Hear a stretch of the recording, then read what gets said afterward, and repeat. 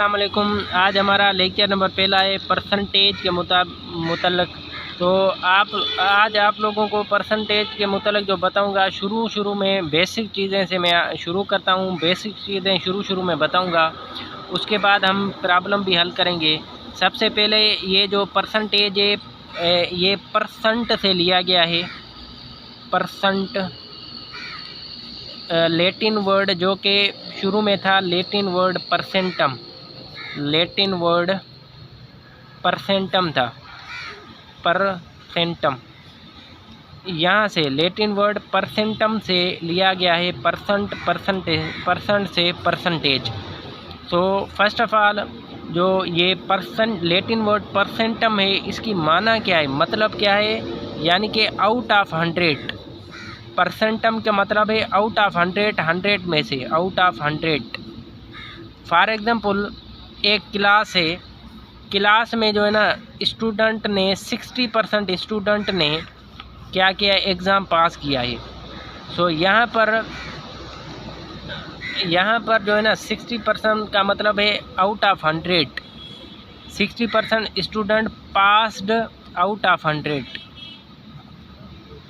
यानी कि total 100 student से, जिसमें से 100 में से 60% जो स्टूडेंट्स है वो पास हुए। अगर हम इस 60% को यूँ लिखें, ये परसेंटेज की जो सिंबल है ना, सिंबल, ये इम्पॉर्टेंट पॉइंट है। सिंबल हैं, दो सिंबल हैं परसेंटेज की। एक तो इस तरह भी शो किया जाता है परसेंटेज को, और दूसरा P.C से भी परसेंटेज को शो किया जाता है, डिनोटेट किया जाता है। फॉर एग्जांपल अगर 70% कह रहा हो ना, 70%, आप लोग ने समझ जाना है कि 70% के नीचे, 70 के नीचे 100 है।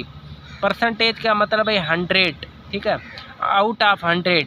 यहाँ पर नीचे 100 लिखेंगे, तब हमें जाके आंसर मिलेगा। जहाँ पर भी ये लिखा हुआ हो ना 70%, इसका मतलब है डिवाइड में 100 है। उसके बाद हम आ जाते हैं, सिंबल भी हो गई। सिंबल के बाद आप लोगों को ये बताता हूँ कि परसेंटेज जो है ना इस्तेमाल कहाँ पर किया जाता है। ये बिल्कुल बेसिक चीज़ें मैं बता रहा हूँ। परसेंटेज का जो यूज़ है, जो इस्तेमाल है, वो कहाँ पर यूज़ की जाती है। एक तो ये ज़्यादातर जो परसेंटेज इस्तेमाल की जाती है वो widely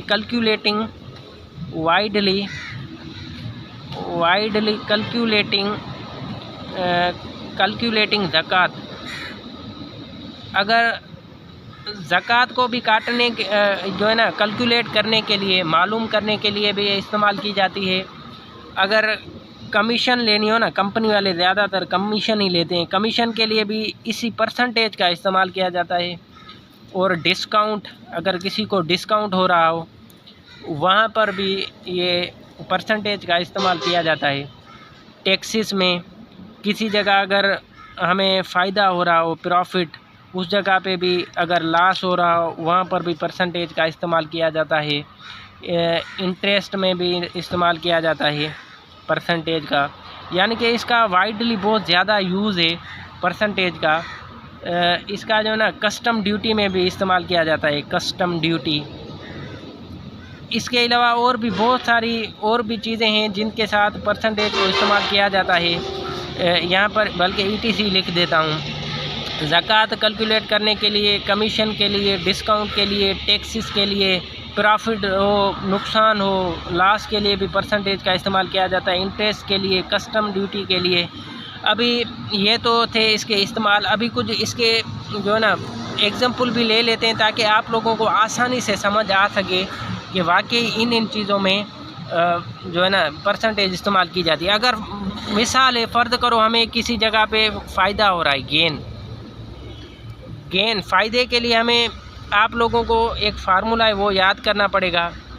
selling price minus price लिख देता हूँ, माइनस, या बल्कि इस जगह यहाँ पर पूरा नहीं आ रहा, यहाँ पर लिख देता हूँ selling price minus cost price. ये फार्मूला है फ़ायदे के लिए। आपको कुछ फार्मूले हैं वो याद करने पड़ेंगे, फिर आसानी से आप जो है ना ये प्रॉब्लम हल कर सकते हो परसेंटेज के मुताबिक जितने भी हैं मुतल्लक। तो मैं एक आधा प्रॉब्लम लिख लेता हूँ, आप लोगों को समझाने के लिए कि इस तरह गेन हुआ, इस तरह नुकसान हुआ, लॉस हुआ। तो एक दो प्रॉब्लम लिख के फिर मैं शुरू करता हूँ। बिल्कुल ही मैंने बेसिक सा एक एग्जांपल लिखा है आप लोगों को समझाने के लिए। ये है कि a shopkeeper purchased a book. एक दुकानदार है, उसने एक किताब ख़रीदा है फॉर रेस 20 रुपये में किताब ख़रीदा है। एंड सोल्ड फॉर रेस 24, और उसने बेच दिया 24, यानी कि 24 रुपये में। 20 रुपये में ख़रीदा, 24 रुपये में बेच दिया। Find the gain. अभी हमें फ़ायदा ढूंढना है कि इसको कितना फ़ायदा हुआ। तो यहाँ पर लिख लेते हैं गेन का जो फार्मूला था वो क्या था, selling price minus cost price. इसने कितने रुपए में सेल किया, 20 रुपये में, और यहाँ पर इसने जो सेल किया वो 24 रुपये में, 24 रुपीज़ में सेल किया था, और जो इसने परचेज़ किया था 20 रुपये में परचेज़ किया था। तो माइनस कर देंगे 20, कास्ट प्राइस है 20 और सेलिंग प्राइस है 24। तो यहाँ पर गेन इज इक्वल टू, अगर 24 में से 20 गए तो 4 बचे। तो यहाँ पर इस दुकानदार को जो है ना 4 रुपये का फ़ायदा हुआ। ये उम्मीद है कि बिल्कुल ही सिंपल सा था, ये आप लोगों को समझ आ गया होगा। और लास जो बराबर होता है ना, अभी लास का फार्मूला भी पढ़ लेते हैं। Cost price minus selling price, cost price minus selling price के बराबर होता है। आप इसको यूँ, अगर ये थोड़ा तो मैंने लंबा लिख दिया है, आप इस तरह भी लिख सकते हो इसका फार्मूला। S.P मतलब selling price minus C.P cost price, S.P selling price. इस तरह आप सिंपल करके भी लिख सकते हो फार्मूले को। अभी इसका मैं एक एग्जांपल ले लेता हूं ताकि उस तरह आप लोगों को इसका भी अच्छे से अंदाज़ा हो सके। फॉर एग्जांपल इसी तरह का एक और मैंने एग्जांपल ले लिया है। A shopkeeper bought a pen for Rs 50। एक शॉपकीपर है, दुकानदार है, उसने पेन खरीद की है 50 रुपये में। And sold it for Rs 45, और उसने जो है ना वो चीज़ बेच दी 45 रुपये में। Find the loss. अभी लॉस हमें नुकसान ढूंढना है। जो फार्मूला मैंने लिखा था, loss CP minus SP, selling cost price minus selling price. तो यहाँ पर लॉस इज इक्वल टू, यहाँ पर जो हमने चीज़ खरीदी थी कितने में, बाट की थी 50 रुपये में, कास्ट प्राइस कितनी आई 50 रुपीज़, माइनस कर देंगे सेलिंग प्राइस सेल कितने में की 45 रुपये में। सो यहाँ पर क्या करेंगे, एक दुकानदार है, उसने 50 रुपये में पेन खरीद की और 45 रुपये में बेच दी। अभी 50 में से 45 गए 5 रुपये। ये इसको जो नुकसान हुआ 5 रुपये का हुआ। उम्मीद है कि ये लेक्चर आप लोगों को, ये जो है ना ये प्रॉब्लम आप लोगों को समझ आ गया होगा। अभी हम थोड़ा आगे बढ़ते हैं। थोड़ा आप लोगों को एक नई चीज़ थोड़ा बता दूं कि जो एक मिसाल दे दूं, बल्कि एक मिसाल देता हूं।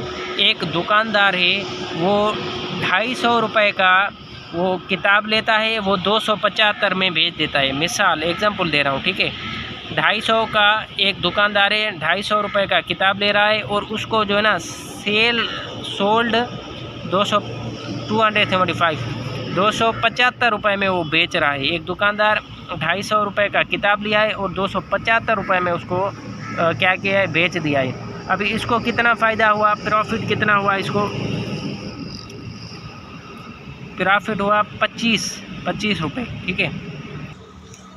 अभी एक बंदे ने 250 रुपये का बुक लिया और उसको 275 में बेच दिया, इसको 25 रुपये का फ़ायदा हुआ। अभी दूसरा पेज खोलते हैं। और दूसरा बंदा है, उसने 500 रुपये की चीज़ ली और उसने 525 रुपये में बेच दी, ठीक है। उसको कितना फ़ायदा हुआ, 25 रुपया फ़ायदा हुआ। उसने 250 खर्च किया था, 25 रुपये कमा लिए, और इसने 500 रुपया खर्च करके 25 रुपये कमा लिए। अभी इन दोनों की परसेंटेज निकालते हैं कि फ़ायदा ज़्यादा किसको हुआ। परसेंटेज निकालने का फार्मूला बिल्कुल आसान है, जो कि आप सब लोगों को लाजमी याद होना चाहिए। Profit is equal to percentage ढूंढने के लिए परसेंटेज की निशानी ये है। Profit is equal to profit upon cost price into 100। ये परसेंटेज निकालने का फार्मूला है। ये आप लोगों को लाजमी याद होना चाहिए। सो क्या करते हैं, अगर हमें लॉस हो रहा हो तो उस जगह पे हमें जो फार्मूला लेंगे ना, लॉस ले रहे हैं तो यहाँ पर लॉस लिखेंगे, नीचे लिखेंगे कास्ट प्राइस इंटू 100, यानी कि दोनों के नीचे कास्ट प्राइस लाजमी है, आप लोगों को याद रखनी है। प्रॉफिट अपन कास्ट प्राइस इंटू 100, लॉस अपन कास्ट प्राइस इंटू 100। अभी यहाँ पर जो है ना हम बात कर रहे थे, एक बंदे ने कितना खर्च किया, 250 रुपये, 25 रुपये कमाए। जितने पैसे भी कमाए हैं, फ़ायदा उसको हुआ है, वो लिखा है हमने नीचे। प्रॉफिट कहाँ लिखा, ऊपर लिखा। और जितना उसने खर्च, कास्ट प्राइस कितनी थी उसकी, 250 रुपये थी। 100 के साथ क्या करेंगे, मल्टीप्लाई करेंगे। सो प्रॉफिट इसको 25 रुपया हुआ। इसका जो खर्च था, कास्ट प्राइस 250 था, 100 के साथ मल्टीप्लाई किया। ये इसकी एक 0 से कैंसिल कर दिया। और इस पे 25 पे 5 का कोरा 5 बार जा रहा है, इस पे 2 बार जा रहा है। इसको 2 से जब हम मल्टीप्लाई करेंगे 50 हो जाएगा 25 को, और नीचे 5 वही लिख देंगे। अगर 5 का एक बार जा रहा है, 5 पे 10, यहाँ पर 10 बच गए। यानी कि इसको कितना फ़ायदा हुआ, 10%। इस बंदे को 250 वाले को 10% फ़ायदा हुआ। अभी हम आते हैं 500 वाले को कितने % फ़ायदा हुआ, अभी इसका ढूंढ लेते हैं। तो फर्स्ट ऑफ़ ऑल हमें इसने जो फ़ायदा कितना लिया था, प्रॉफिट कितना था 25, नीचे इसने खर्च कितना किया, 500 रुपये खर्च किया। मल्टीप्लाई करेंगे 100 के साथ, ये दो ज़ीरो कैंसिल, इसके 2 ज़ीरो कैंसिल। इसको एक बार 5 के साथ इसको 5 बार डिवाइड करेंगे इसको, यानी कि 5% फ़ायदा हुआ।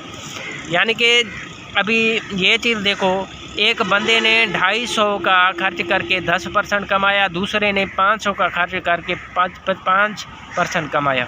अभी इनमें से जो डीलिंग थी ना, वो 250 वाले ने अच्छा, यानी कि उसके पास कम्युनिकेशन स्किल था, उसने जो अपना ग्राहक था उसको उसने हैंडल किया अच्छी तरह। बाकी ये जो है ना नुकसान में, यानी कि नुकसान में तो नहीं गया, पर इसको इतना कम्युनिकेशन स्किल नहीं था, इसको कस्टमर के साथ डील करने का तरीका नहीं आया। तो उम्मीद है कि ये भी इस तरह आपको समझ आ गया होगा। परसेंटेज का बहुत ज़्यादा इस्तेमाल होता है।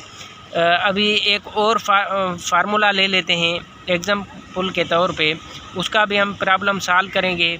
अगर फॉर एग्ज़ाम्पल हमें सेलिंग प्राइस, हम कोई भी चीज़ एक ख़रीद करते हैं, उसमें अगर हमें फ़ायदा हो रहा है तो फिर फार्मूला क्या लिखेंगे, कास्ट प्राइस प्लस गेन। यानी कि अगर किसी चीज़ में हमें फ़ायदा हो रहा है तो वो हम क्या करेंगे, कास्ट प्राइस प्लस गेन लिखेंगे। अगर कोई चीज़ हम ख़रीद कर रहे हैं उसमें नुकसान हो रहा है तो फिर हम क्या लिखेंगे, वहाँ पर हम लिखेंगे कास्ट प्राइस माइनस लॉस। ये हम लिखेंगे। अभी हम आते हैं, अगर कोई चीज़ हम ख़रीद रहे हैं, ठीक है, जिसको कास्ट प्राइस कहते हैं, अगर उसमें अगर हमें फ़ायदा हो रहा है तो फिर क्या करेंगे, सेलिंग प्राइस माइनस गेन लिखेंगे। ठीक है, अगर किसी में फ़ायदा हो रहा है। इनके मैं एक एक प्रॉब्लम इंशाल्लाह हल करूँगा। ये तो हमारा मेरे ख्याल में वीडियो भी लंबी हो गई है। ये लास्ट में इसका, अगर हमें कास्ट प्राइस में नुकसान हो रहा हो तो फिर हम क्या करेंगे, फिर हम लिखेंगे सेलिंग प्राइस प्लस लॉस। ये फार्मूले हैं, कुछ आप लोगों को याद करने होंगे। इस पे आगे इंशाल्लाह अगली वीडियो जो आएगी इस पे प्रॉब्लम भी मैं हल करूँगा। बाकी अगली वीडियो मिलते हैं इंशाल्लाह। A to Z मैं आपको परसेंटेज के मुतालिक बताऊँगा। हर चीज़ आप जो भी प्रॉब्लम आएगा इजीली हल कर सकोगे। खुदा हाफिज़, अगले लेक्चर में मिलते हैं बाकी।